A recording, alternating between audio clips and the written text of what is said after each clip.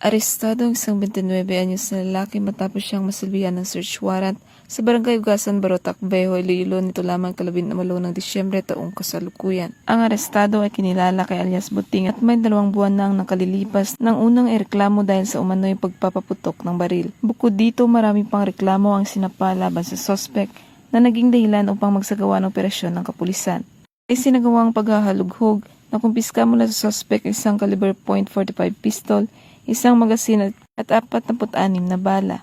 Sa kasalukuyan ng arestado ay nasa kustodiya ng Barotac Vejo MPS para sa dokumentasyon at naharap sa kasong paglabag sa Republic Act 10591 o ang Comprehensive Firearms and Ammunition Regulation Act. Mahigpit na pinaalalahanan ng Iloilo PNP ang publiko na agad i-report sa mga kinauukulan ng anumang kinahinalang aktibidad upang mapanatili ang kapayapaan at kaayusan sa komunidad. Bagong PNP para sa bagong Pilipinas, serbisyong mabilis, tapat at nararamdaman. Mula dito sa Police Regional Office 6 sa Inyong Police News Network Correspondent, Patrolwoman Julbel Albior, alagad ng batas tagataguyod ng Balitang Pulis.